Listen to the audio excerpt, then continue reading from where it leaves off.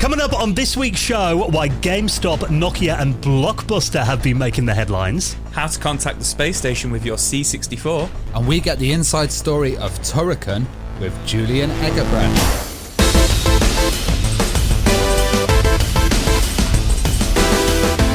The Retro Hour podcast is brought to you each week with our incredible friends at Bitmap Books. Now, if you really want to spoil yourself, why don't you treat yourself to one of their amazing books that we'll be telling you more about very soon. Browse their whole library on their website at bitmapbooks.co.uk.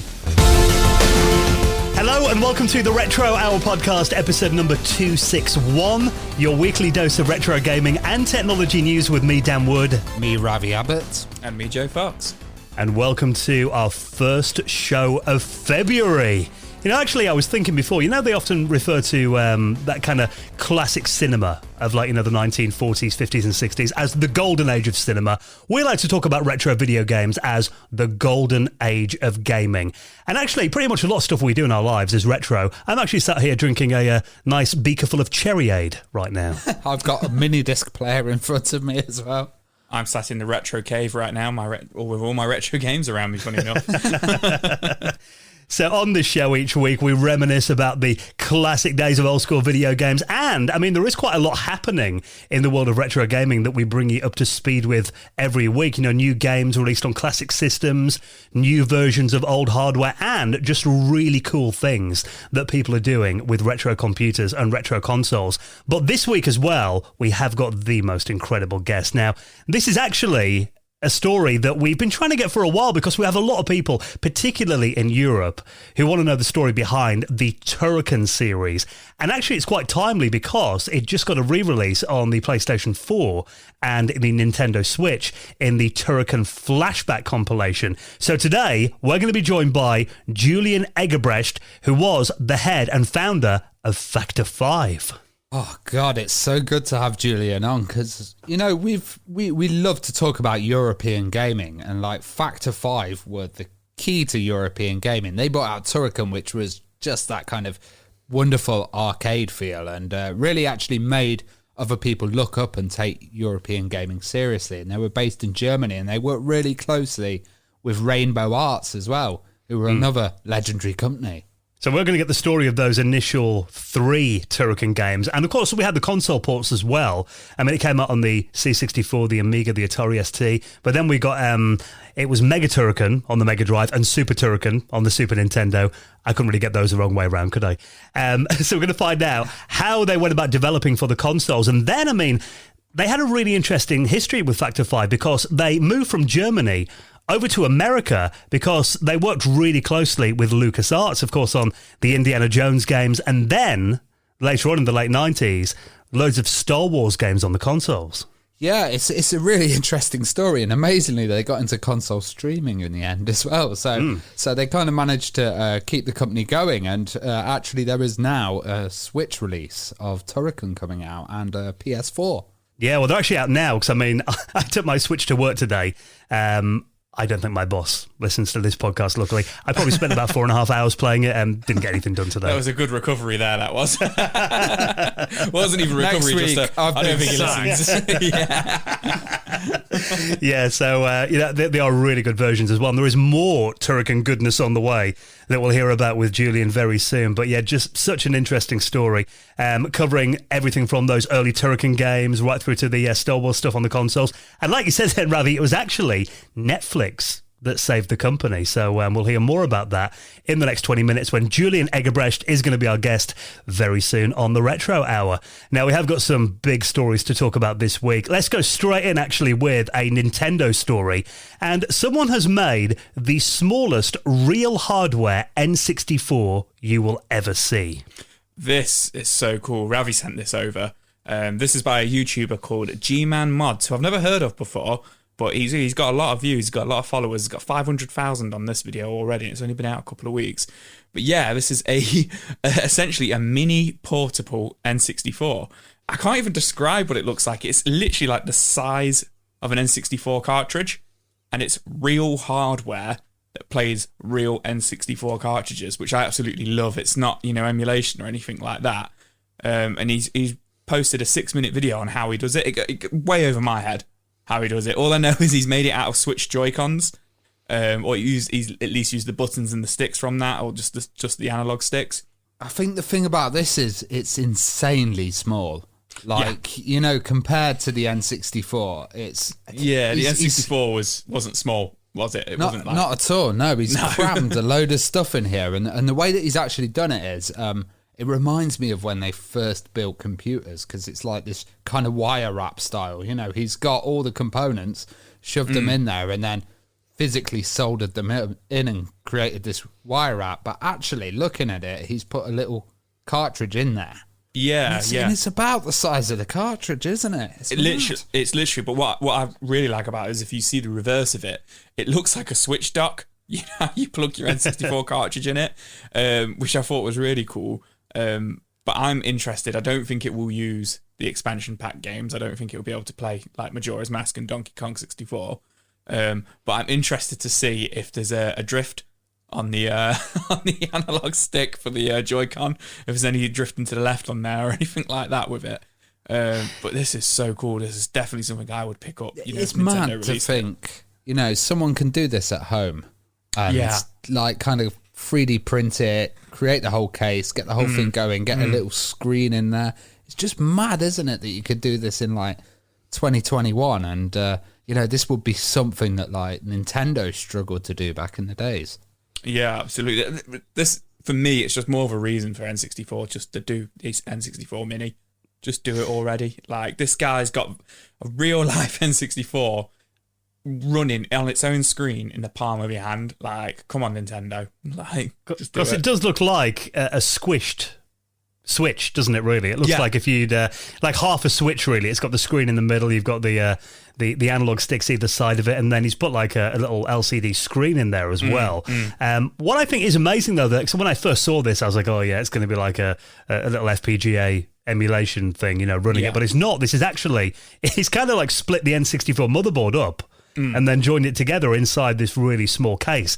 That, like you said, Joe, is really about the same size as an N64 cartridge. Yeah. And really, this is going to be the minimum that you could ever get an N64 down to, because, you know, because of the size of the cartridge. Yeah, absolutely. And also, he's been helped. He's been helped by previous projects. So there's stuff like, you know, he's got a little power board here that's kind of been reduced in size, a 64 amp one. And, you know, there's been a history of people developing portables, because he was behind the other small ones which he created. I think it was the SP, N64 SP. So, you know, there's a history of these boards being small, and they've all been made to this micro size. So he's managed to put them all together and fit them into this box. But I think there's been a lot of development to get to this stage. I was going to say he did do the N64 SP a couple of months ago, but that's quite chunky. Like, it's not small. It is small. It's small for an N64, but like I've just kind of flicked through that video, and it's not as small as this one. Like, it's bigger than it's probably like Game Gear size, the SP one he's done. So this is honestly like Dan says, it's like smaller than the game cartridge. It's tiny. I just love the fact, you know, in my mind, I'm thinking that this guy is that fed up with how lousy N64 emulation is. He's like, right, I'm going to build my own. Yeah. So, yeah, I mean, what an incredible... It does just constantly amaze me, the creativity and the talent, you know, of people in the retro gaming community.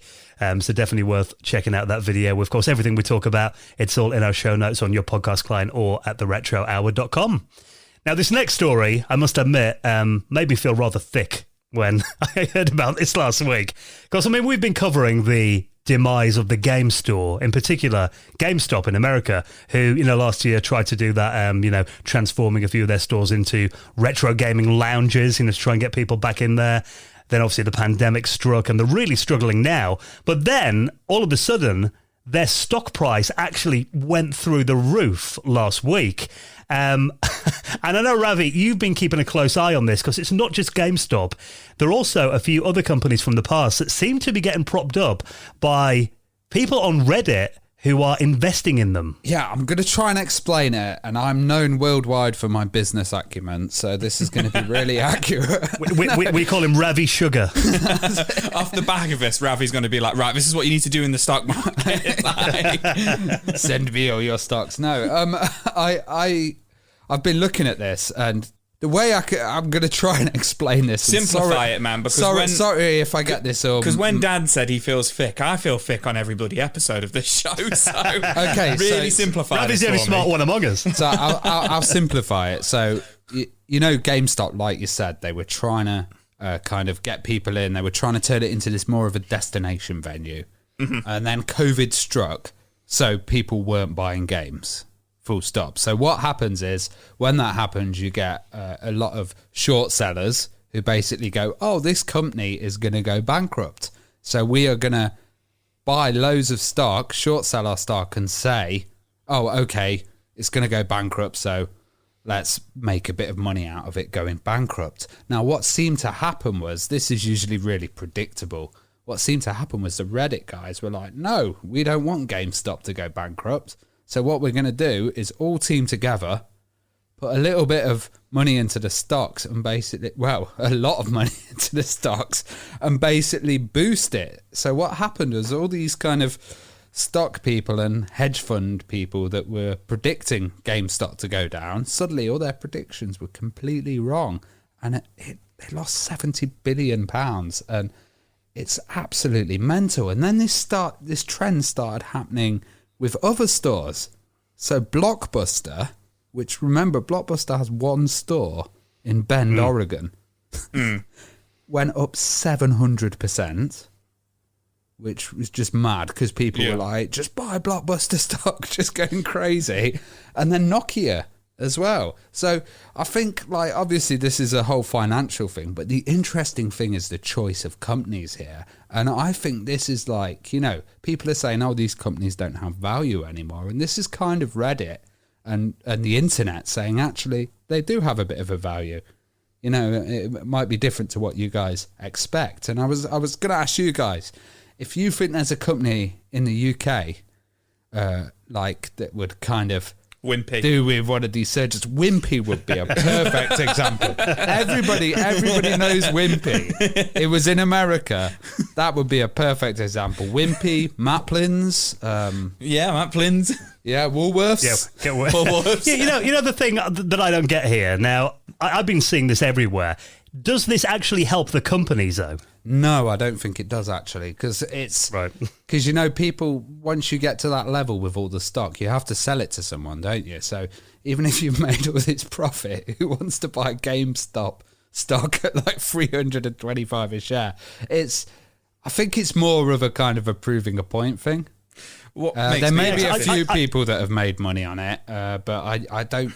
You know, it definitely brings a lot of attention to GameStop. Like all the all the outlets around the world are talking about it at the moment. I even like turned on the radio and they were like GameStop. I was like, geez, wow.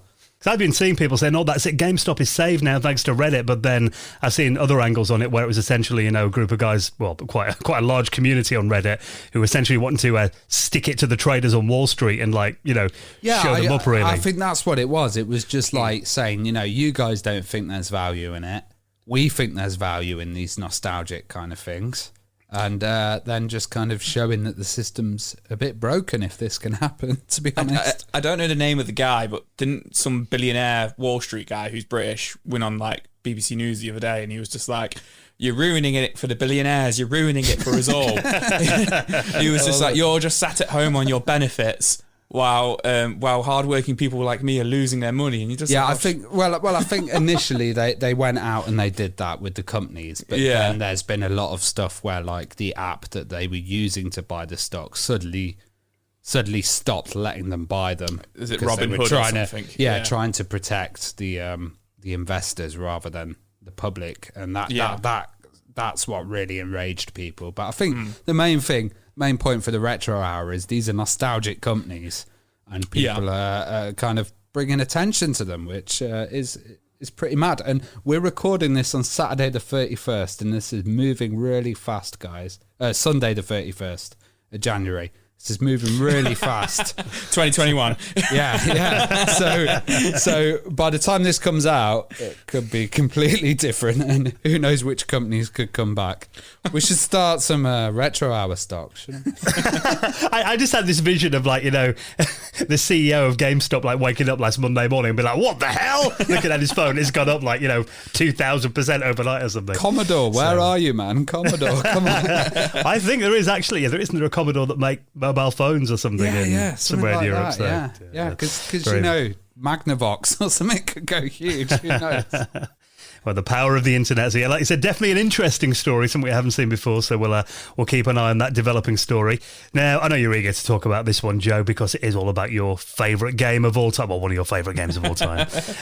This is, of course, GoldenEye. Now, we have mentioned before that it nearly got an upgrade on the Xbox. I believe that's when we did an episode all about GoldenEye that got mentioned, that didn't actually make it to market in the end. It got cancelled. But now there is a video that shows a good 2.5 hours of this unreleased GoldenEye port to the Xbox 360. Yeah, so this has been uploaded this week onto YouTube on a channel which is a dedicated GoldenEye 007 content creator channel, a guy called Grassloo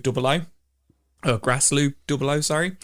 Essentially, this is a 4K 2.5 hour video of what could have been, which is, you know, GoldenEye 007 for the Xbox Live Arcade, the 2007 version we never saw. It's a long video. I'm not going to lie. I've not watched the whole thing. I've watched like the first 10 minutes and then skip through it, just looking at the levels and stuff like that. It looks pretty good. It's interesting that it was only going to be an Xbox Live Arcade game, which I feel like it should have got more love than that, but it didn't even get the arcade love because it didn't even come out. But it does look good. There's like you know, at the start, you know, if you leave the original game just running, rather than it playing itself, it goes through the credits for the characters, like a montage of like every single character model. It's like, you know, James Bond as 007 kind of thing. They've got that at the start of the video, and it switches between, you know, the 2007 graphics and like the 97 graphics or 98 when it came out. And the comparison is nice. But it's not like mind-blowing. It's not like, oh my God. Like, have you watched the 4K version yet? Or can't you do that on your thing? I've just been watching it on YouTube on my computer. I'm watching the 4K version on YouTube at the moment, and I must say this does look stunning in this resolution. It looks like Counter-Strike Source or something like that. Let me put it on. Press the cogwheel. I'm doing it. Watch Joe's computer crash now. Yeah. It does look good, but like I wouldn't say it's mind blowing for 2007. Like, considering we had like Crisis and stuff like that. Did we have Crisis in 2007? I feel like we did. That was the year it came out. You know, but there was actually a later version, wasn't there? The GoldenEye Reloaded that came out in 2011. That was a version on the Wii as well, wasn't it? Yeah, the Wii and the 360. Was it the 360? Does that look different to this then? Does this looks completely different to that. I'm not massively familiar with that one, but that was my understanding of that was like a new game, but they just kind of stuck the GoldenEye on there, like, oh, it's GoldenEye, even though it wasn't really like GoldenEye. Right. And whereas this is just an upgrade. This is just like a full-on overhaul remake kind of thing of GoldenEye. Like, it plays the same as the original GoldenEye. It's all the same sound effects. Like, I'm not too sure if they've literally just overhauled the graphics or if they've built it again from the ground up. But the gameplay is like identical. So it would be really nice to kind of like get together at Christmas and, you know, like we used to, and play it on the multiplayer, because the last 30 minutes of the video is the multiplayer, and it does look really nice. Nice. Yeah, and there was a huge demand for it, you know, like, there was, I remember, what was it, Tomorrow Never Dies came out and stuff like that, and it never really kind of hit that GoldenEye, you know, vibe. It never hit that popularity again, did it? No, and also even though Time Splitters, the whole series kind of really got a little boost from GoldenEye fans going onto it using the same kind of engine as well. I reckon this would have really helped as well. But that kind of GoldenEye feel, you know, something missing. So I reckon if they'd released this, it would have sold massively. Well, apparently they actually obtained this from a service called PartnerNet, which is kind of a version of Xbox Live available only to developers. So it wasn't like a hack or anything like that, but they're saying that they are going to release this version of the game at some point this year. Okay. So there might be a chance for everyone to play it eventually. That would be nice. Get Ravi to come. I wonder how my you. house. Yeah, that's the thing. So I wonder if if it's an Xbox Arcade, I guess you'd have to have a kind of a modded or a hacked 360 to play it on then to install it. I don't know. I would imagine maybe when they say they're going to release it, it's just going to be emulated on PC. Maybe. I would imagine. Is there a 360 emulator on the PC? I don't know. Oh no, probably. no, but Is it not? I don't think there's a know. very good one, but they'll put. No. Yeah, they might release it on the same architecture, or who knows? Who knows? But, maybe Dan's right. Maybe you do need to have a modded Xbox 360. Might be coming out on the Switch. Yeah, that would be awesome. That would be really cool. I'm sure Ravi's got a guide somewhere on hacking the 360 if I need it doing. Oh yeah, for sure. That's easy. Ravi's like, I've got 6. Now, this next story just blew my mind. I mean, I remember actually being a kid, and I've always found it really interesting twinning computers and amateur radio. Because I remember I had a friend who his dad was really into like ham radio, and he managed to read weather stations. Kind of get weather station output on his Amstrad. And I always thought that was really cool, the fact that they had an aerial on the roof and you get binary into the computer somehow and it'd show stuff that had come over the air on his computer. That's always blown my mind. However, our friend Christian Perifractic, Retro Recipes, has gone one step further than that and got his Commodore 64 to talk to the International Space Station. Yeah, I thought this was a really cool, neat idea. Like, us nerds in ham radio have been contacting the ISS for years. But well, haven't you got a ham radio set up in your shed? Yeah, I have, yeah. He's contacted the space station with it. So if you think about it, when they did the moon landing, they had to get that video signal back from the moon. And that was a thing called slow scan television, which went over the radio waves, but it was broadcast directly from the moon. And you can send on mad frequencies. Basically, you can send a signal to the International Space Station, and you can also do ham calls. So there used to be a channel on YouTube, and a guy would stand in a car park with a big aerial, point it at the ISS with his ham radio, and go communicate with them, and they'd actually talk back to him. But the problem is, because the ISS is spinning around the Earth really fast. You've only got a small window of time when it passes over. So what Christian's done is he's actually set up a Commodore 64 that communicates to a ham radio and then outputs text. But because the ISS is passing over really quickly, he's got to put it on a hotkey. So he just bangs the text and presses it really quick, so that signal can then get sent up to the International Space Station. And it's amazing, actually. Like, if you look on YouTube, there's lots of people communicating with guys like Tim Peake in space, and they're very used to amateur radio, actually. They're very used to talking with school kids about the space station. Usually they have a little link up with amateur radio and they talk over it. And it's amazing that, somebody in space you can contact with your vintage computer. I mean, we've talked about it before that, actually the computers on a lot of spaceships are really, really old-fashioned. I mean, you think of the technology that got us to the moon, got a wristwatch. Yeah, the Commodore 64 is more advanced than that. Yeah, far more. But yeah, I love it in the video as well, the fact that he connects to the International Space Station.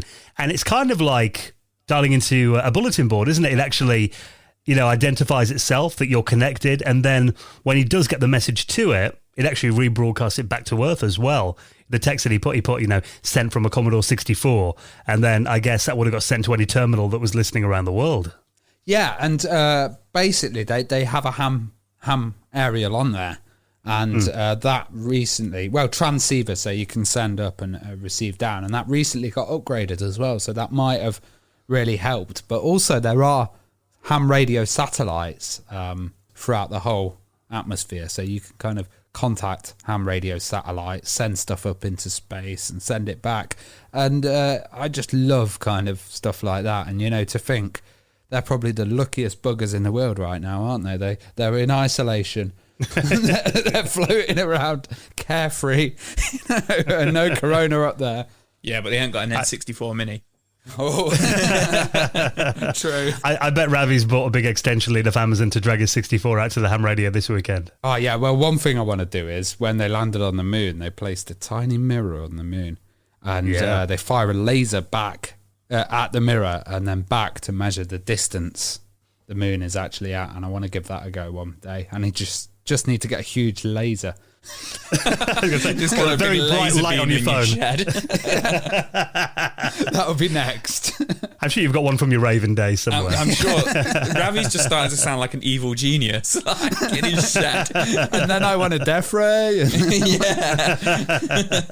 So yeah, I mean, this video that Christian did, when I saw the title, I was like, no way. So it's one of the coolest things I've ever seen on YouTube. Definitely worth checking out. Amazing work. Now, before we get into our chat with Julian Eggebrecht, all about the story of Turrican and Star Wars games and lots more as well. Doom on the Sega Mega Drive. Now, I remember playing the 32X version of it and thinking that was pretty impressive. But now, using the power of a modern EverDrive cartridge, they've ported a version to the Sega Mega Drive of Doom that actually looks pretty comparable to the original PC version to me. It's pretty fast, isn't it? Looking at this, they're actually using the power of the cart. So the EverDrive is actually doing quite a bit of work, which is pretty amazing. It kind of reminds me of, like the VFX chip or something. You've got this cart, and maybe other games are going to get adapted to actually use the power of these EverDrive carts. They are a bit expensive. And is that not cheating a little bit? Like, I know it's still running on the original hard drive, but like, I don't know. I mean, it's cool. Ravi made a good point there. I mean, the Super FX chip was a similar kind of thing. Yeah, true. Yeah, very true. Yeah, it is kind of modern technology kind of running through there. But, they haven't, strapped a PC in there. There's no death ray or laser gun on it. No. But it's really smooth, and it's just really cool running. And I've always wanted to kind of play Doom on the Mega Drive as well. I know they don't even need the 32X for this. It's just the EverDrive, really.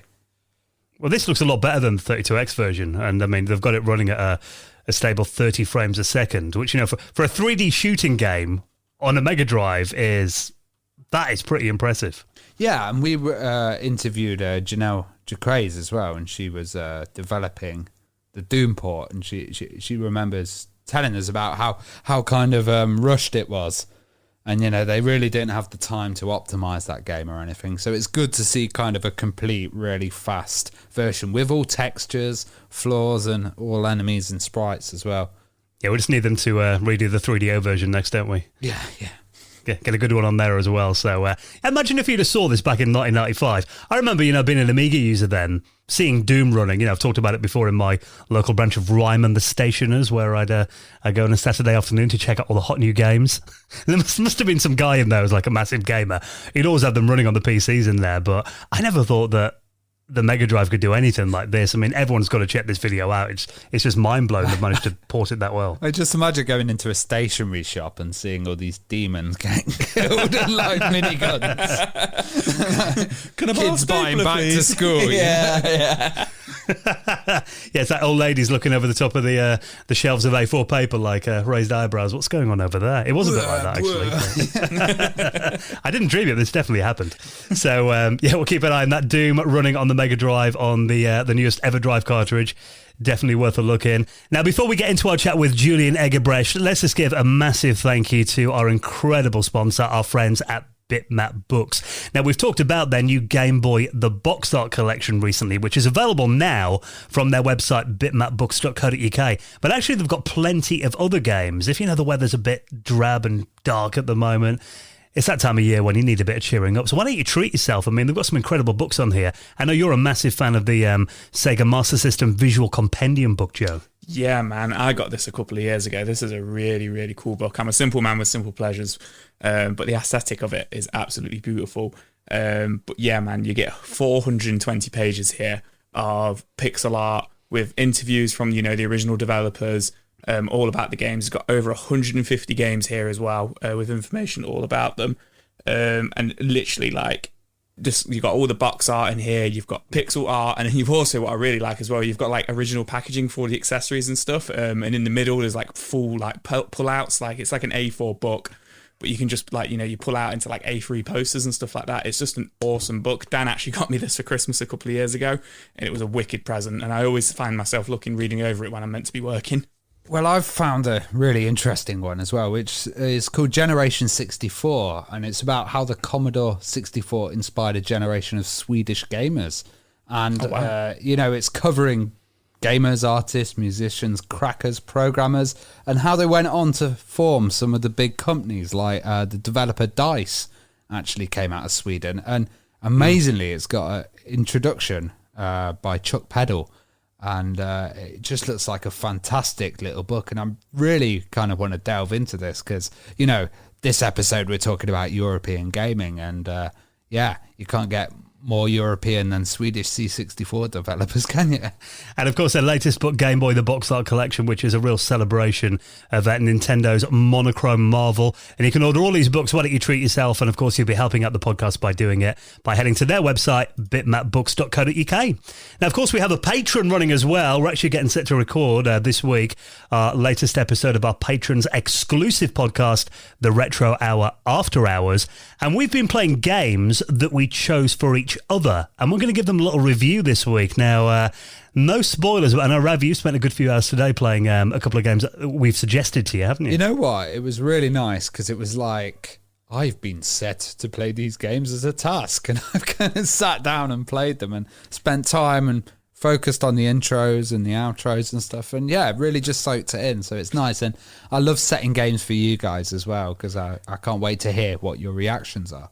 I'm really looking forward to what you guys think of your games as well. And I had to, it took me like a week to think of the games as well. And every time I was like, have you guys played this game? Yeah, we've played it. I was like, for God's sake. And then I think the games I came up with were really good. Yeah, so we haven't told each other anything at all what we think of them. So you're going to hear our reviews of games that we've chosen for each other this week on the Retro Hour After Hours podcast. Of course, if you want to access that, not only do you get that podcast, a bonus one, you also get our patrons hangout that we're going to be doing next weekend as well. It should be this weekend when the show comes out on Sunday evening. You get an early episode a lot of weeks as well. You get it ad-free. But really the reason that you're doing it is to support this podcast and make sure that it continues and we can bring it out each week. It covers all the costs that we have for doing this show. And of course, you will get a mention in the Retro Hour Hall of Fame. Like this week, a massive thank you, Matt Loren, John Treeholt, Patrick Breger, Ross Mantle, and Jason Langridge, who all made donations into the running of the show via Patreon. And if you'd like to do the same, that'll be massively appreciated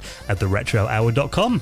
Right then, are we ready to get the inside story on the legendary Factor 5 games? Of course, Star Wars Turrican series that's back again for 2021 with the founder of Factor 5, Julian Eggebrecht, next on the Retro Hour podcast.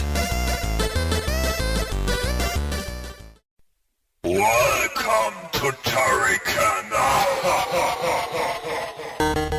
You're listening to the Retro Hour podcast, and it's time to welcome on this week's very special guest. And we're so excited to get some stories about the legendary Factor 5 and, of course, games like Turrican that is actually back on the PS4 and the Switch. And there is a lot more in the pipeline as well. So let's say hello to the brilliant Julian Eggebrecht. Hello, Julian. Thank you. Hey, glad to be here. Great to have you joining us now. Before we get into these stories of these incredible games that you've worked on in your career and continue to work on today, I thought it might be quite interesting just to kind of backtrack right to the beginning. Where did it all kind of begin for you with computers and video games? It really began for me with something which outside of Germany, very few people really are aware of. It was a console which came out at around the same time as the Magnavox or the Odyssey. And it was called the Interton 4000. It's very Kraftwerk. And it, as far as I know, it only came out in Germany. And it was a German attempt of basically doing a cartridge-based system.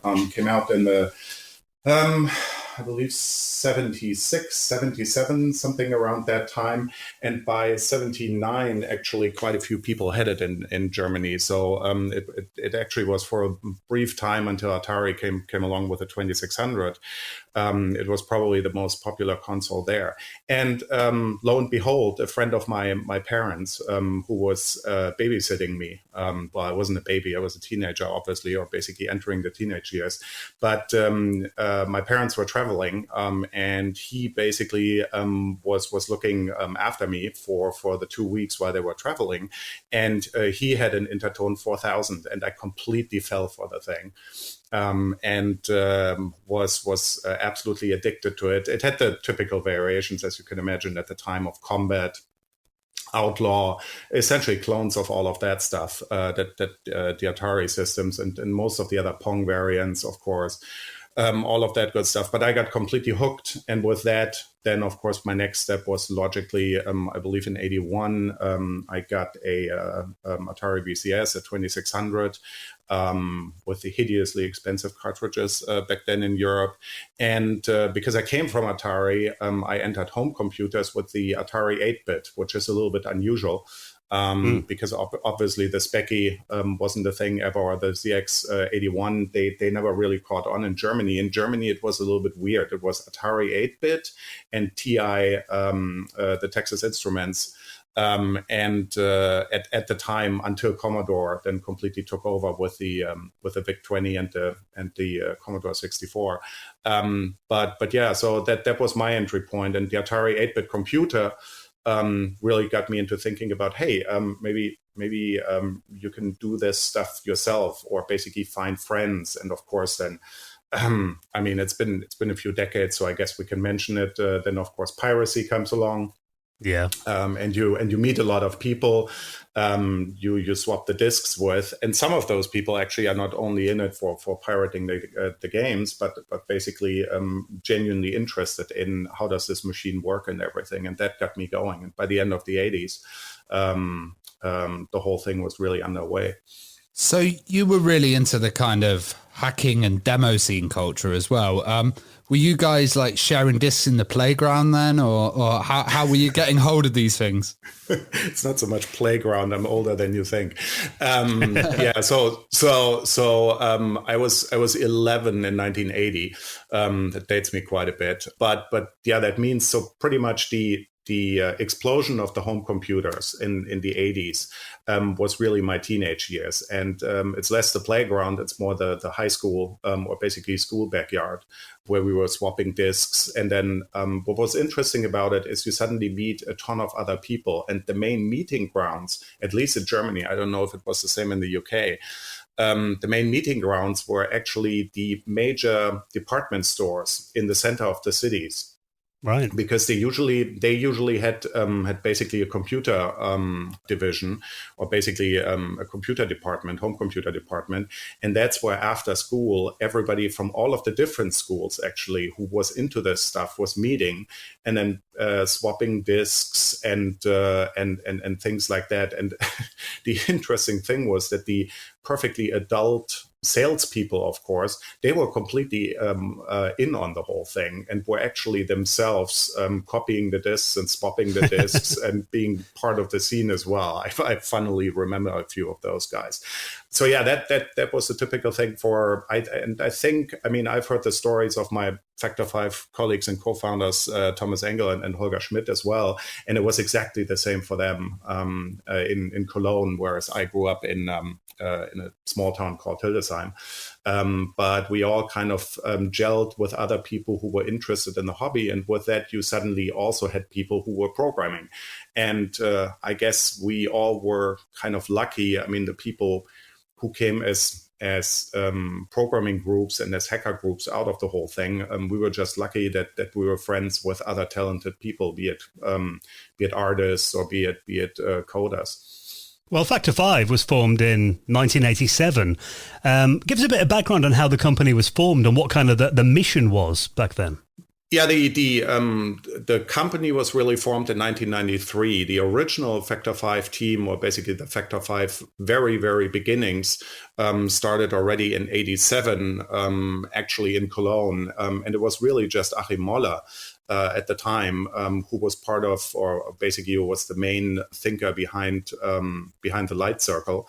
And as you mentioned earlier, the group started out really as hackers, and that's where I met those guys. Also, I think I met them for the first time in late '88, when I don't believe Katakis Daenerys, which would have been the first professionally published game, that hadn't come out yet, but everybody in Germany knew about it, and everybody was expecting it to do really great things, because word got around that because Achim was known as one of the main geniuses at the time in the German Amiga hacker scene, and everybody knew that he and his buddies were working on a shooter game, and so yeah, expectations were high. I met those guys there the first time at some hacker convention. It might have been in Germany or in one of the adjacent Scandinavian countries, because we oftentimes crossed over the border either into the Netherlands or up to Sweden or Denmark. Denmark oftentimes was a place, because of course the police was, shall we just say, not so much on the ball up there. Whereas at some of the hacker parties in Germany, they actually had started to do crackdowns in the late 80s. So yeah, that's where we met for the first time. But then the whole thing got momentum, and Factor 5 was really officially, as a name, was founded because Katakis was finished and needed to be published, and the original title was Neutralizer. And it was an R-Type clone for anybody who has played it. And it was a very good clone, but it was a clone. And the best publisher at the time in Germany, and also the publisher which was the most focused on the Amiga, was really Rainbow Arts, and a company called Rainbow Arts. Because of that, of course, Achim and the gang basically said, well, we want to be with the best publisher because we think we've got the best Amiga game at the time in late 88. And so they approached Rainbow Arts and basically got the deal there. Game comes out, or basically first needed a new name, because at the same time, Manfred Trenz, one of the other legends of the German nowadays retro scene and back then game scene, Manfred, who had been just a graphics artist and level designer for the great Gianna Sisters, which was basically a blatant Mario Brothers clone that actually only briefly came out and had to be withdrawn from the market because Nintendo sued over it. So Manfred actually had said, I want to make my own games. And the first game he made was, lo and behold, an R-Type clone. And he called it Katakis. So Rainbow Arts suddenly had a C64 R-Type clone, and they had an Amiga R-Type clone. So they said, well, why don't we slap the same name on both of them? And that's how the Factor 5 game also became to be known as Katakis. The two games are different, but both of them are clones of R-Type, so they're not that different, really. And that's really how the whole thing started. And I personally, I was in my hometown, and by early 89, had, of course, seen what the Factor 5 guys were doing with Katakis there. And basically rallied my troops in my hometown and said, come on, guys, let's finally make games, because we wanted to do it for a long time. The Amiga is the perfect platform, because on the Atari 8-bit, we never really got around to do much. But a bunch of friends who were really also talented. And I was basically finishing high school at the time, and said, well, what should we do? And we all settled on, let's do Amiga versions or Amiga sequels of some of our most favorite games, 8-bit games. And we voted, more or less. And the vote came down to half of the group was really into Paradroid, Andrew Braybrook's brilliant C64 game. And so I called up Houston and basically said, hey, can we do an Amiga version of Paradroid? And they said, well, unfortunately, Andrew is actually doing one himself. Damn. And we actually had created a complete demo and everything. So that was quite the bummer. The other two games that we had picked out were two favorites of mine. One was Ball Blazer from Lucasfilm Games, which is one of the two original titles that Lucasfilm Games made for the Atari 8-bit and then later also for the Commodore. And so Ball Blazer, I called up here in San Rafael at Lucasfilm Games, and somehow, I don't know how, managed to get through to the head of the games division at the time, AJ Redma.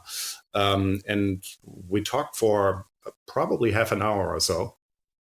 led to an insane phone bill because in 1989 that was an expensive endeavor to call pre-Skype. the States from Germany. Yeah, that was pre-Skype. I think I remember my mom being terribly upset because that month when I did all of those calls, it was over $1,000. Oh wow! Marks would have been marks, but certainly $1,000 in nowadays money. Well, I mean, of course, you had a massive hit in 1990 with the incredible Turrican, which, you know, I'm sure everyone is dying for us to talk about who's listening to this show. I mean, give us a story of Turrican then. What was the idea there? And give us a bit about the development background on that game, the original one. Yeah, sure. The story for Turrican comes directly out of that Lucasfilm Games call that I did here in the US, because they actually had as their partner in Germany, Rainbow Arts, as their distribution partner. So they told me, well, why don't you guys seem to be pretty motivated guys, why don't you contact our German distributor, Rainbow Arts, and see what you can do there?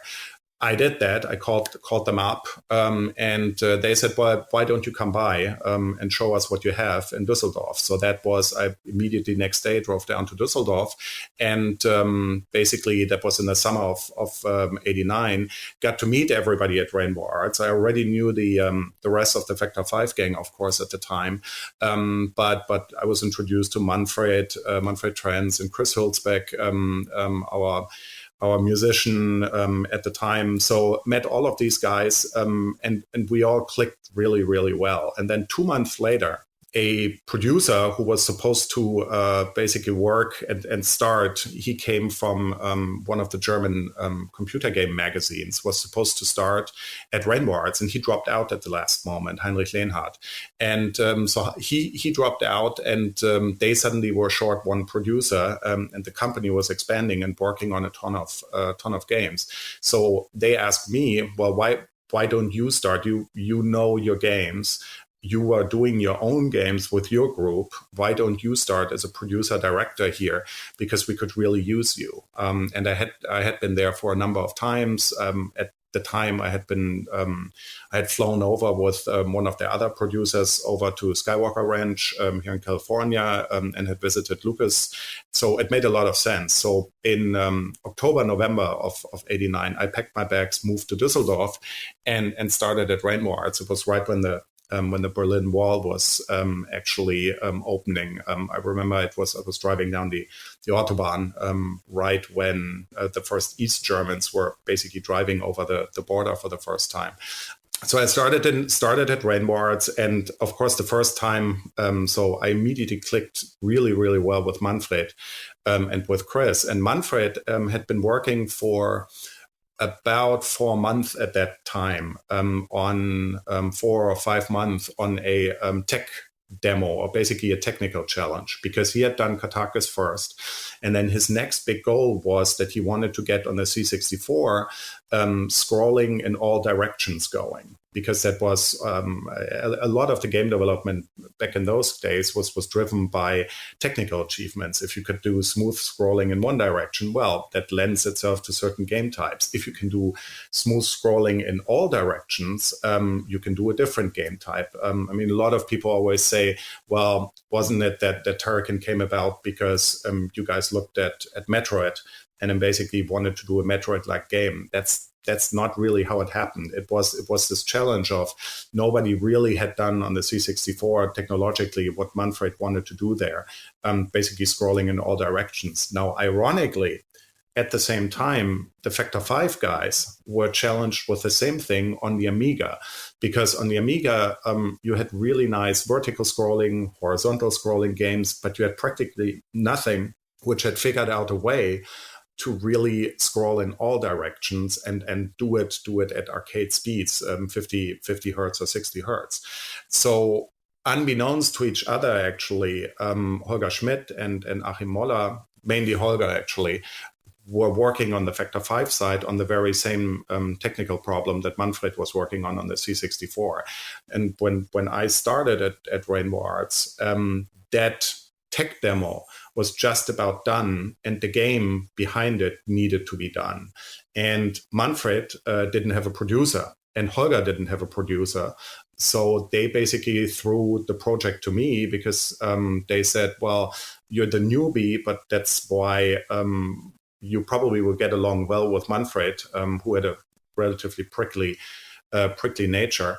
And you also like Chris, and you already know the Factor 5 guys. So why don't you take over that project? And that's actually what happened. And that project then became Turrican. And it was really Manfred who was the one initially who sprinted ahead. He was about 2 months ahead of where the Amiga version was, so basically where Holger would be. And Manfred was convinced that he himself wanted to do Turrican for the Amiga as well. And one of my first jobs was to actually assess the project and basically talk him out of that and basically say, no, we need to split this up. So yeah, that was all in late 89. Well, at the time, was there kind of a lack of decent action games in the European gaming market compared to, say, the USA and Japan? Absolutely, yeah. It was pretty much a wasteland. I mean, that's where these. I mean, on the one hand, Germans tend to clone stuff pretty well, but on the other hand, it was also a dearth of just the very basic action games, which were either really bad or not at all in existence. I mean, there's a reason why R-Type, why Achim back then chose to clone R-Type, because R-Type was just a quintessentially good shooter. Actually, Katakis started out as a clone of Gradius first. They first cloned Gradius and then moved over to R-Type because they fell in love with R-Type even more so. And that's why Rainbow Arts also did Giana Sisters, right? Because you didn't have any decent jump and runs, really good jump and runs. So why not look at the NES version of Mario Brothers and just make a clone out of that?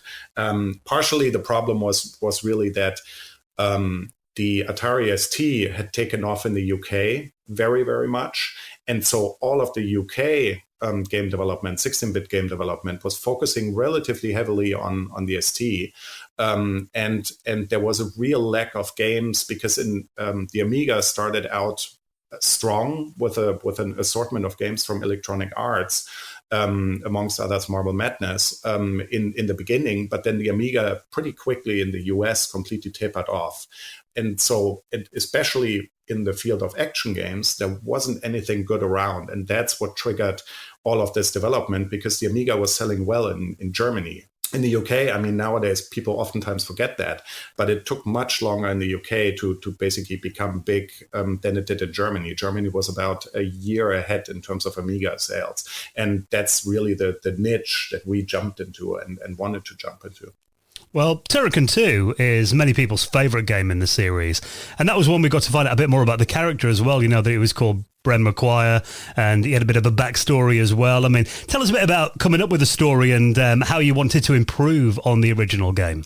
Yeah, the development for Turrican was much more disjointed in the sense that the Amiga version was started later, and Holger had to catch up, and basically it had to be a rewrite because you couldn't port C64 at the time to the Amiga. It was essentially looking at the C64 version and rewriting it for the Amiga. That's why the two Turricans on the C64 and on the Amiga feel quite different. So by the time, though, when we finished the first Turrican game, we had a fantastic team. I mean, everybody clicked, everybody knew each other really well. We had been working together for 6-7 months. So we knew that we had something good, and we knew that if everybody would basically start at the same time, this time, that we could be exceptionally better than Turrican 1. So Turrican 2 really came out of that complete gelling of the team. And I would agree with you. I would say that Turrican 2 was probably the magic one, where all things fell into place perfectly, and also where pretty much everybody from the team had their creative input. So it was less of a 1 or 2 man affair. It was more of a real teamwork with Andreas Escher as a graphics artist, but also level designer. And I did some of the designs, and Manfred, of course, still did quite a few of the designs, and even Holger chipped in with the design. So that I think that's the magic behind Turrican 2. We had the time. They gave us 9 months or almost 10 months, which was much longer. And we also could live out a lot more of the technological stuff that we had learned about the Amiga. So, and of course, Manfred was a master of the C64, so he really pushed that thing to its limits. So yeah, Turrican 2 was the best experience, I would say, back then. Well, one thing that made Turrican a really unique experience and having that kind of arcadey feel was the music as well by Chris Hulsbeck. Like a lot of Amiga games at the time, they felt really bare, or you just have sound effects or just have music. How impressed were you guys when you first heard the soundtrack? Well, so the story behind the soundtrack was that when even before I came to Rainbow Arts, I was a huge Chris Hulsbeck fan. And so the moment I started there, I basically was hanging around in Chris's studio every night because he was a night owl. He never got up before 6 PM, and then basically kept working all through the night. And I usually didn't go home before midnight. And so we were also always hanging out in his studio, and he was basically playing around and doing stuff. So, and we chatted a lot about the music. So when the Turrican project started, I immediately asked Chris if he wanted to do the soundtrack, of course. And he said, yes, but only for the Amiga. And partially it was technologically driven because the C64 version, of course, doesn't have a Hulsbeck soundtrack and doesn't have any music throughout most of the game. Partially it was technologically driven, but partially it was also driven because Manfred really didn't like Chris's music, which is ironic, of course. Oh wow! That's at the end of the day the true reason why the C64 version doesn't have any Hulsbeck music. And I accepted that because it was like, okay, Manfred, if you absolutely don't want it, it's okay, but we can go all out on the Amiga, right? And he said that's fine. Yeah, don't bother me with it. But Chris can certainly do it. And I then challenged Chris and basically said, so in my dream music project, every single level and every sub level should have a new tune. And Chris basically said, "Are you out of your mind? That's that's an hour or 2 hours of music at the size of the game." But I felt it was important because he had that knack to have that beat that actually keeps you going in the game. And we'd basically done the first prototype level with the Hulsbeck music, so it was pretty clear that it would be really, really strong. But it was quite a drag to get that many tunes out of Chris. And then for Turrican 2, we went even crazier and basically reinvented the sound code, the underlying sound code completely and everything. But even for Turrican 1, it was quite the challenge. And Chris was really the brilliant guy who figured out that how to squeeze that much music plus sound effects out of just 4 voices, 4 channels, right? Because the Amiga only had 4 channels. That's why you oftentimes had only music or only sound effects. And Chris really was the one who blew that wide open with a lot of little tricks and reusage of. Sometimes he did use a second channel. And during that time, some of the music is basically being suppressed. But most of the time, all of the sound effects that you hear are really just running on one channel. It's actually quite cool. Well, of course, the consoles got versions as well. We had Mega Turrican and Super Turrican on the Mega Drive and the Super Nintendo. How did developing for the consoles differ to the home computers then?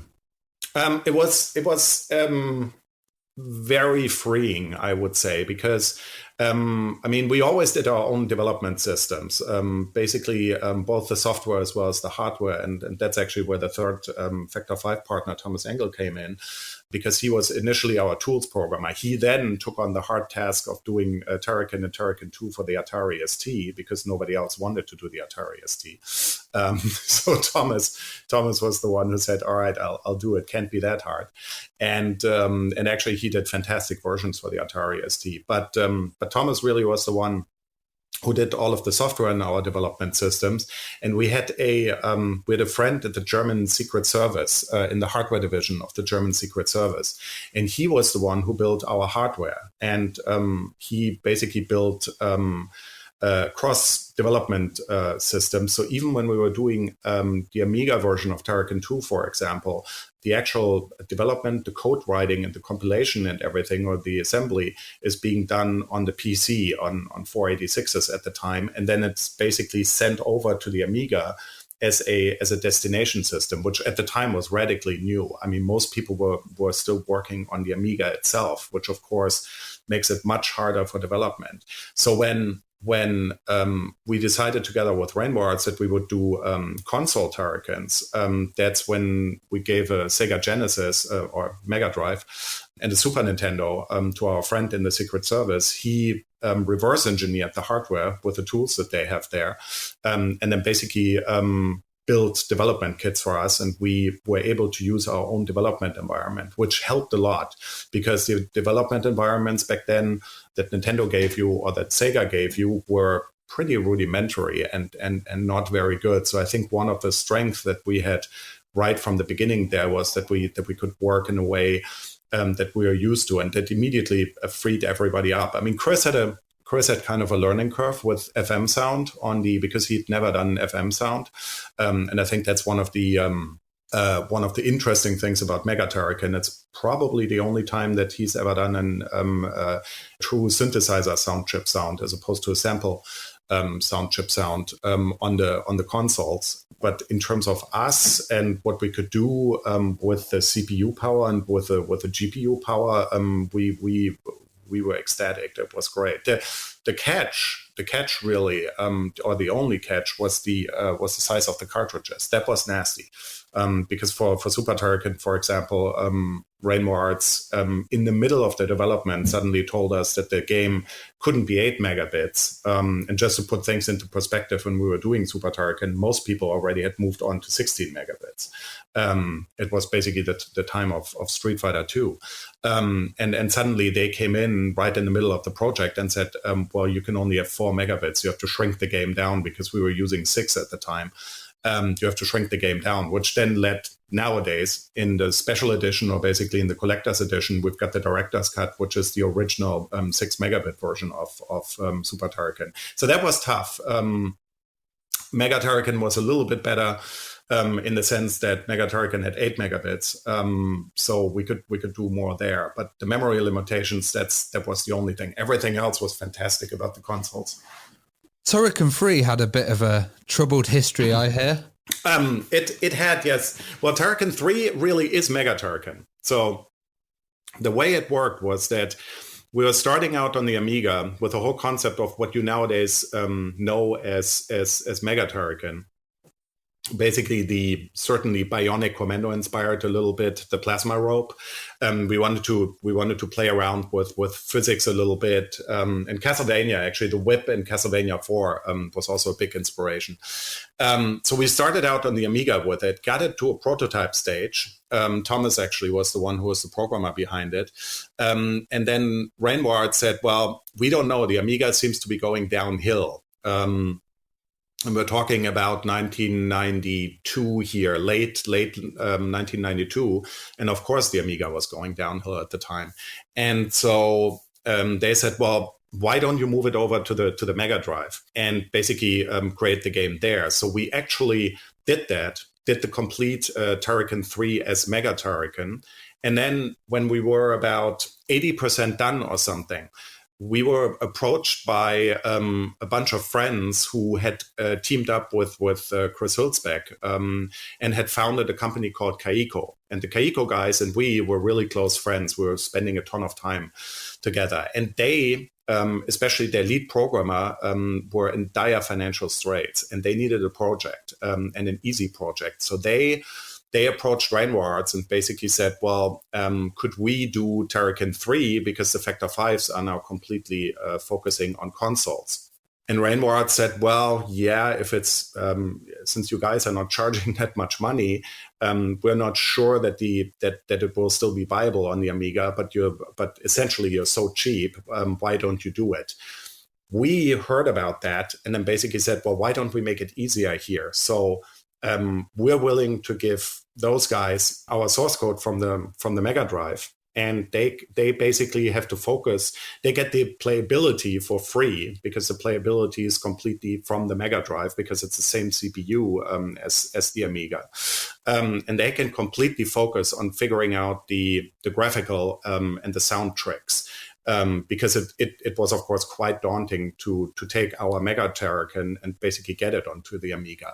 And that's at the end of the day what happened. The ironic thing is that then Turrican 3, so Mega Turrican, got stuck in distribution hell because I had originally pitched it to Konami as the publisher, and Konami then at the last minute dropped out and didn't pick it up. And then it took quite a while until we found, for the different territories, we found Data East for the US and Sony Electronic Publishing for Europe. So it took quite a while. And in the meantime, Turrican 3, actually the conversion of Mega Turrican was finished on the Amiga and came out on the Amiga. That's why people have the wrong perception there, which game really came first. But Turrican 3 really is a one-to-one conversion of Mega Turrican.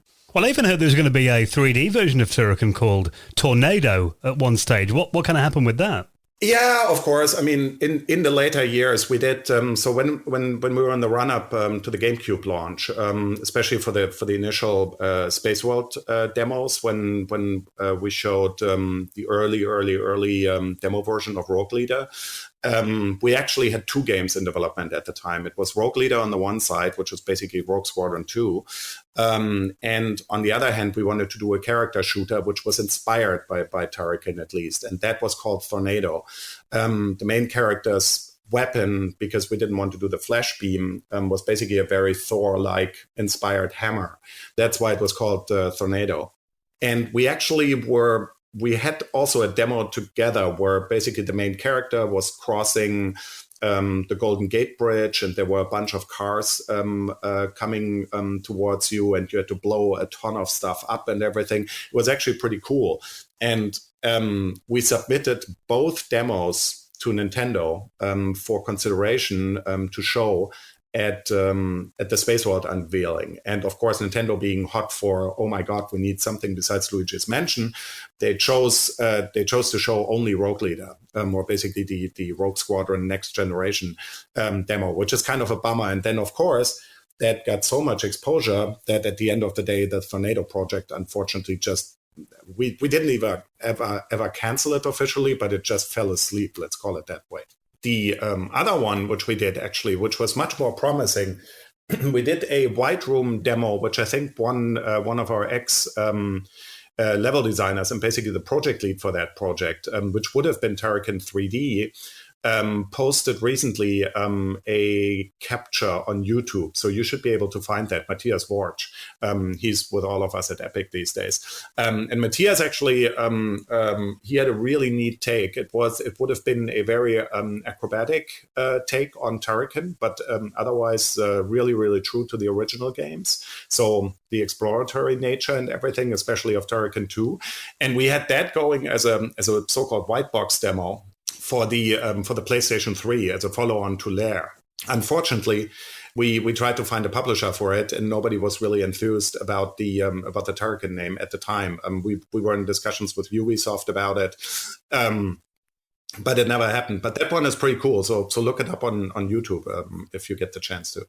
Well, you had another hit in 1992 with BC Kid, and that was known as Bonk's Adventure on other platforms. What was the story with that game? Oh, the story was that we contacted a lot of Japanese companies and showed them Super Turrican and Mega Turrican when we were done with them.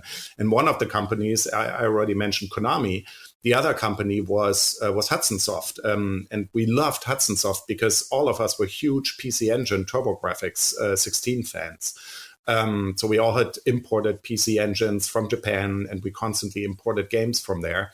So we contacted Hudson Soft, who strangely enough had just opened a German office in Hamburg.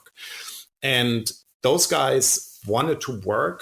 The Japanese idea was that they wanted to work with untapped teams who hadn't been found before. So they actually flew us, based on the Super Turrican demo, which we showed them. They flew the whole team, the whole Super Turrican team, actually over to Tokyo and basically gave us a tour of Japan, more or less, completely on their dime right before Christmas of '92. It was really, really nice. Hudson Soft's headquarters was actually in Sapporo, which is up in the north.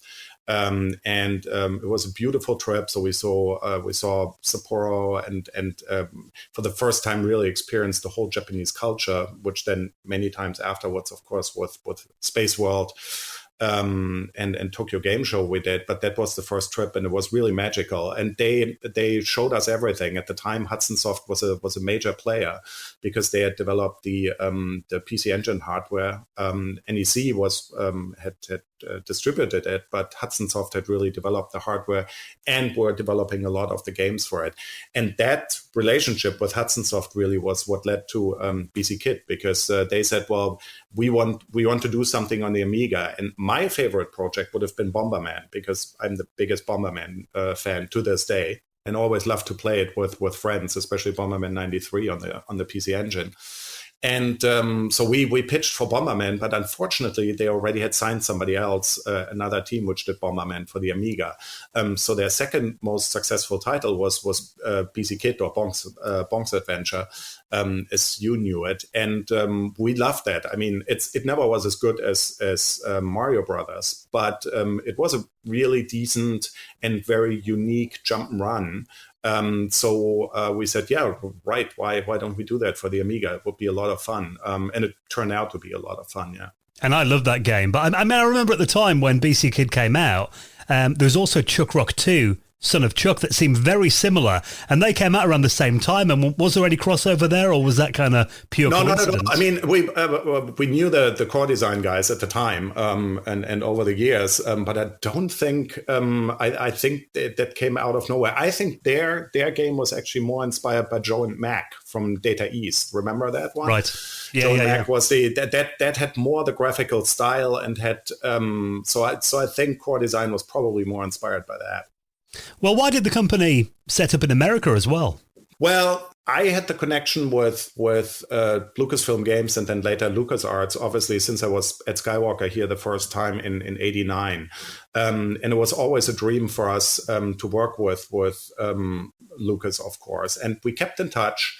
And Achim Moller, the original Factor 5 guy, and Achim had been working on a, unfortunately never finished because it ran into technical troubles, on a sequel for Rescue on Fractalus, which was the other Lucasfilm original game. And Achim in '89, just like I did, for the first time went over here to Skywalker Ranch and met with the folks who had done the original and to learn about fractal graphics, to basically do a sequel to Rescue on Fractalus called Return to Fractalus. And then he started doing that on the Amiga. And by the time in mid-1990, he kind of had hit too many walls. At the end of the day, the Amiga was really not a good platform to do a fractal-based game. The only results of that, by the way, you can see in the intro of the Amiga game Master Blazer, which was actually, I produced that one, and that was my original Buddies Group's Ball Blazer sequel, the other Lucasfilm Games game on the Amiga. And so Master Blazer has the only remaining fragment of Achim's original Return to Fractalus stuff in the very intro of the game, for a bit of trivia. But we kept in touch with Lucas, and then at CES 92 or 93, I bumped into those guys in Las Vegas when there was still the Winter CES was the main, that was before E3 came along, was the main trade show, or one of the main trade shows. And so the Lucas guys basically pulled me into their booth and said they had played Turrican, they loved it, and what we were up to. And I said, well, we're talking to Konami right now, we're talking to Hudson Soft, but we would love to work for you guys as well. And they said, all right, then let's do it. Which franchise do you want to work on? And of course, I said Star Wars immediately, because that would have been the absolute dream. And they said, yeah, no, Star Wars, no chance. Sculptured Software already has that under their wing, and they're doing Super Star Wars and Empire and Jedi. And then they offered up, well, you could do something based on Sam and Max, or a lot of their internal stuff, or Monkey Island. Do you want to do a console game based on Monkey Island? I asked, well, how about Indiana Jones? And they said, well, Indiana Jones is fine. So why don't you guys do an Indiana Jones game? And that's how Indiana Jones Greatest Adventures happened. And throughout the development of Greatest Adventures, we really found that Lucas and we clicked extremely well. So then, of course, the next generation of consoles comes along, and we started talking to them about doing PlayStation for them. Actually, we were the team which was originally scheduled when the movie was meant to come out much earlier. We were the ones who were originally scheduled to do Racer, what became Racer, basically based on the pod racing sequence in episode 1. So we kept really close with Lucas. Then we started working on Ball Blazer Champions for the PlayStation and on Rebel Assault 2 for the PlayStation. And by the time that those games, especially on CD-ROM, because they were on CD-ROM, when they were further along, we really thought, well, we have to either move to the US, because the internet was so slow at the time. You have to imagine. I mean, we had to constantly ship discs via FedEx to the US, and it was really untenable because there was no direct, quick feedback cycle with the publisher. And so we said, we fear that the company might go under unless we actually move to the US, and why don't we align ourselves closer with Lucas? And I proposed that to the Lucas guys, and they said, sure, we can do that. We can help you with the immigration.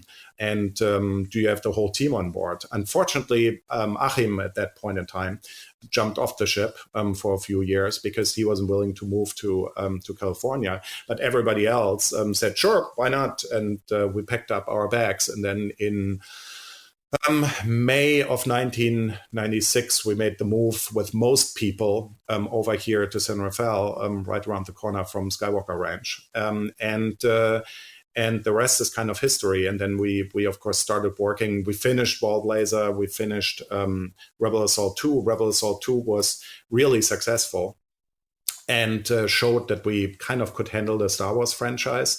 And then the next step was, and actually the game which got us over here immigration-wise, that we had signed with them already, was once again Return to Fractalus. And Return to Fractalus, this time not for the Amiga, but for the N64. That would become our first N64 game. But it didn't become Return to Fractalus, it became Rogue Squadron, because at the end of the day, LucasArts signed this 3-game deal with Nintendo for 3 Star Wars games, and they needed still 1 in the classic Star Wars universe. And we immediately said, hey, we want to do this. Remember this free flight action game? And right now it's supposed to be a Fractalus sequel. Why don't we slap Star Wars on top of that? And that's really what happened, and that became Rogue Squadron. Was it kind of a relief to be working on the newer generations of systems and doing stuff like adding FMV and having massive soundtracks on there and a full kind of interactive experience, really? Yeah, of course. Although having said that, I mean, Ball Blazer Champions, for example, was a brutal learning curve because we had never done 3D. We had dabbled in 3D and we had done some tests. I mean, Thomas had been doing a few polygonal engine tests on the PC, for example, but we were always 2D guys. So Ball Blazer Champions especially was a brutal learning curve in terms of, and lots of earlier developers in the game industry actually dropped out on that transition to 3D. So I don't really fondly remember the PlayStation games. Also, I really didn't like the look of the PS1's polygons because it didn't have a filter in the chip. It didn't have perspective correctness. And I mean, if you look at PS1 games nowadays, except for very few, they really look rough. It's tough to look at them. Some of them are gameplay wise absolutely brilliant, of course, but it's visually it's pretty rough. So the N64 was really the one which appealed which appealed to us the most, because it seemed to have the perfect balance of looks, and it wasn't quite as rough as the PlayStation. Now, of course, when you start working with the N64, then you find out just how unbelievably hard to work on the thing was. So no, I wouldn't say that it freed us up much. I mean, Rogue Squadron was a slouch of a development, and learning the N64 hardware was hard, and getting as much out of it was even harder. So I think actually, in terms of happiness of development, those times probably were the worst. Especially the N64 and the PlayStation were really hard ones. The Amiga, I fondly look back to the Amiga and the Super Nintendo and the Genesis. They were a blast. And actually, quite frankly, nowadays, developing on consoles also is a lot of fun again. But those transitionary systems to the 3D years, they were tough. Well, the N64, it was just such a different architecture. It was like essentially a little Silicon Graphics workstation, wasn't it, in a small box? So very different from what came before. I've got a slightly more cynical perspective on what it really was. Sure, it was the attempt to squeeze a Silicon Graphics workstation into a console, but they messed it up famously on a number of fronts. Probably the cartridge decision was questionable, but that was more in business terms. No, but the memory, the RAM, at the end of the day, throughput was way too slow and turned out to have much higher latency than everybody was expecting, and it made N64 game development really, really, really, really hard. And the development environment, that was the other thing, although we lucked out there. Because we were on the launch title. So the launch titles actually had to work with the Silicon Graphics environment. And Silicon Graphics really didn't have much of a clue how to build a viable development environment. And if you listen to the stories from the Mario 64 guys, or we personally experienced it because I was good friends with one of the leads on Shadows of the Empire. And those guys were in sheer development hell. And the sheer inadequacy of the development tools from Silicon Graphics are really one of the main reasons why I think a lot of the N64 games kind of fall flat. Because especially the early companies like Lucas and Midway and studios like that, they didn't quite have the abilities that Nintendo's internal teams had, because of course Miyamoto's teams, they would work with anything. I mean, they can program a fridge if need be, and would take any environment. Whereas I think that especially the US developers were really struggling with the development environment. And so what happened was that we were a second generation game with Rogue Squadron. So we were lucky enough that we actually got a completely different development environment. We didn't have to work with the Silicon Graphics stuff. In fact, having experienced just how horrible the development cycle for Shadows of the Empire was, I reached out to our old friends SN Systems, who actually nowadays are part of Sony, and who built the PlayStation development kits back then. And I reached out to SN at the time and said, hey guys, do you happen to have a development kit for the N64 in development? And they said, well, we can't really talk about it yet, but funny that you ask. Yes, we do. So we got one of their early prototypes, which was basically just more or less a cartridge that you would plug into a stock N64.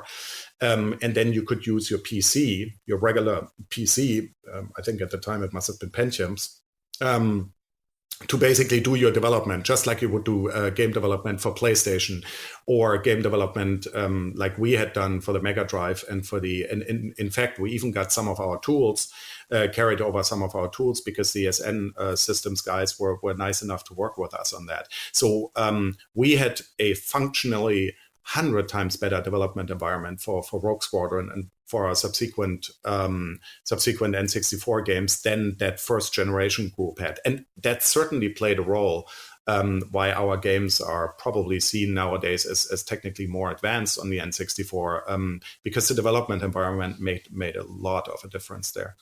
Well, obviously you did several more Star Wars titles into the 2000s, including on systems like the GameCube. And, sometimes it's a shame that our show is not a couple of hours long and we can get into everything. But, I mean, kind of skipping forward a bit, I mean, what kind of happened with the demise and the rebirth of Factor 5? Well, there wasn't so much of a demise and rebirth. It was more of a, unfortunately, we, of course, had that unlucky time in 2008 when we were working on a huge title for a company called Brash Entertainment. They had acquired more or less all of the licenses around the DC universe. So we were working on Superman because Superman hadn't been done before it hadn't been done well, and it hadn't been done in a while.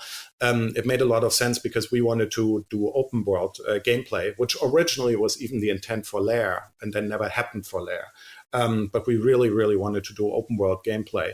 And so Superman was really kind of the redemption attempt, because a lot of stuff went wrong on Lair, obviously, was the attempt to redeem ourselves there. And unfortunately, Brash ran out of money. They had a bunch of projects, The Flash and a bunch of other games. They ran out of money. They went flat out bankrupt. And that was all in the run-up to the big financial crisis, actually, in 2008. So they went bankrupt suddenly. We made the mistake that we didn't lay off the staff at the studio in the US immediately, but we believed the Legendary Entertainment, the movie company or the movie production company, which was behind the Superman movies at the time and is to this day, that they would actually take over the game and keep financing us, because that's what they were telling us at the time. Well, several months go by, and we had been self-financing the development the whole time. And what aggravated the whole issue is that we were at the same time also working on the next Rogue Squadron for the Nintendo Wii. Which would have been the Wii, the ultimate Wii version of Rogue Squadron, or basically of Rogue Leader and everything that was in the classic Star Wars trilogy, really. And we were self-financing that because Lucas at the time was also in pretty dire financial straits. And when we approached them that we wanted to do a Wii Rogue Squadron, they said, yes, but we cannot give you any money for it. Can you self-finance? And we said, sure, we can do that. Wouldn't have been a problem, except for Brash going out of business. And that fact, and the fact that we kept on, what was it at the time, about 100 staff, and basically paid it out of our own pockets, meant that by November 2008, we ran completely out of money, and then actually had to shut down the whole studio, which essentially in the aftermath then took down the Wii Rogue Squadron game, which was actually completely finished, which never came out. Which is really a bummer, because everybody who worked on it thinks it's by far the best Rogue Squadron that we ever did. But yeah, we took that down with it because it was entangled in legal issues. And then we said, well, okay, why don't we bail from game development for a while and basically try something different with the core team. So the core Factor 5 team, the original guys, and everybody always stayed together, both in Germany as well as here in the US. And that's when Netflix came along. Because Netflix at the time had this wacky idea that they wanted to do a video streaming service. Because, of course, they were a disc-based rental company, if you remember. Yeah. So Netflix comes along and is looking for people who would be able to get video streaming going on embedded systems, on consoles. And I happen to know the new founder of the division at Netflix from something that we had done earlier for the GameCube. And so the way these things sometimes happen, right at the point where the whole rest of Factor 5 would have fallen apart, I called them up and they said, why don't we have a meeting? And then we had a meeting and they said, well, Electronic Arts wanted to do it for us, but they just blew it because they couldn't get it technically going. And I said, of course, yeah, no problem, we can do it. We had never done video streaming or anything. Nobody had at the time. But of course, we were in dire straits. So I said, sure, give us 2 weeks, and we're going to get, as a demo, we're going to get your Netflix service going on the Wii. I bet you had some late nights that 2 weeks. Yes, that was crazy 2 weeks. It was just like the Rogue Leader demo back then. But we actually did get Netflix going on the Wii in those 2 weeks, showed it to them, and the rest is history. And after that, basically, a lot of the console clients and a lot of the console streaming technology that Netflix rolled out on all of the different platforms over the following years in 2009, 2010, 2011, that was always done by us. And then later on, we branched out from 2012 on. We did Hulu and Amazon Prime Video, and in the UK we did Love Film, YouTube, and then eventually ended up as part of Hulu.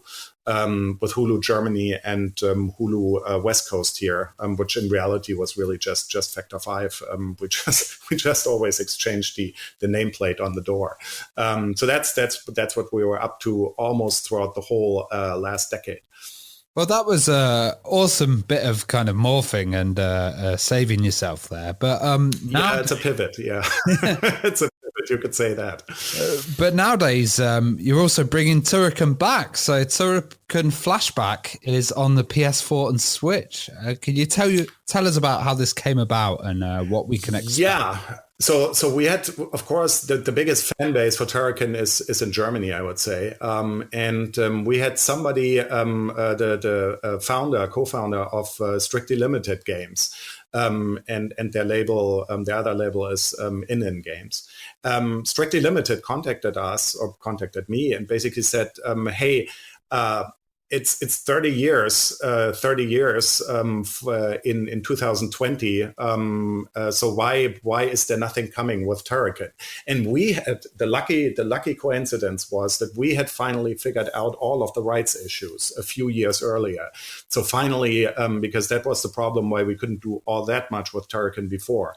So the stars really aligned when they contacted us, and we said, sure, why don't we work together? But you guys realize that the best title is, because you always had seen the console versions, right? In the retro sense. But the best title really is Turrican 2. And Turrican 1 is also very important. So we can't only have the console versions, we need to get the Amiga emulated. And that was really the big thing where they stepped up with their retro talent and everything, because they said, all right, then let's figure this out. How to do Amiga emulation right, and Super Nintendo emulation and Mega Drive emulation to really make this into the ultimate thing. And the ultimate thing, so the Turrican Flashback, which just came out this week, was kind of for people to get a feeling and kind of play, let's say, the mainstream Turrican games as they came out. If you're a fan, then go to Strictly Limited, and what we've got upcoming from them later on is much broader versions, where basically you've got more of the unusual titles. So, for example, Super Turrican 2 is included in the big collector's editions. We've got some swag, and the coolest thing is that actually Chris Hülsbeck did the work to re-record all of the music on professional synthesizers for all of the games. And if you go for the collector's editions, then you actually get those alternate soundtracks. So you could actually either listen to the chip tunes or to the more modern CD quality music-based stuff. So there's a whole range of Turrican things coming out, and hopefully by the end of 21, which is actually the 30th anniversary of Turrican 2 coming out, there should be something for, and every nook and cranny of the Turrican universe should be explored by then. Well, before we did the interview today, Julian, I downloaded Flashback on the Switch, and that was my entire afternoon written off. I didn't get any work done today. I just had to sit down and play it all the way through. Awesome. Wait and see. There's going to be cool stuff. We're talking about downloadable content also for people who get Flashback and who didn't go for the collector's editions right away. We don't want people having to double dip. That wouldn't be okay. So keep your eyes peeled field on what they're going to be announcing, but I think you can soon get additional content which will make you pretty happy for that. Any plans to do like a completely new Turrican game at some point, do you think? Constantly. I mean, obviously we did those 3D attempts, and while the last one was really promising, I think what everybody is stoked about right now would be to do a 2D Turrican, basically with the graphical capabilities of the modern systems. Would be so beautiful. The catch with it is what I feel, at least, about a lot of these retros things done new, is that they lock you in a box. And if you don't get it exactly right, then the fans are not very happy with it. And with Turrican specifically, we've got the issue, as you see in Turrican Flashback, that even back in the day, we experimented around quite a bit. I mean, Mega Turrican feels quite different from Turrican 2 or from Turrican 1. And Super Turrican, once again, or especially Super Turrican 2, feels very different. So what's the perfect one? I mean, I think we all agree that Turrican 2 is the best one, but there might be people who grew up with Super Turrican 2 and they would be unhappy because their elements are not in there. So, or somebody wants it more linear and they don't want the huge sprawling levels, because certainly that was represented. So my ideal new Turrican would be that we do a game which is all spiffy with newest graphics based on Turrican 2, but then also have the ability for users to actually do their own levels and actually have all of the features from all of the other Turrican games also in there, so that you can do your own mix of Turrican, and that ideally, just like Mario Maker, people could share their levels. Because I think the series, if you think about it, there's so many varied elements in the different Turrican games that it could be really, really successul. And the levels actually are relatively easy to build, so they're not that complicated. In that sense, it's very similar to what Super Mario Maker did. So that would be that's kind of my dream new Turrican, where we get the community involved, and where, sure, we're going to do our own levels. We're going to present them as kind of, here, this is what we think is cool. But if you don't like it, then create your own Turrican. Well, Turrican Flashback available now for the PS4 and the Switch. Obviously, more to come this year. We'll link that up in our show notes as well, Julian. It's been incredible getting your stories and a little bit of your history, and it's just fantastic to have Turrican back in 2021. So thank you so much for coming on and being our guest this week. Thank you for giving me the time, guys. It was a blast.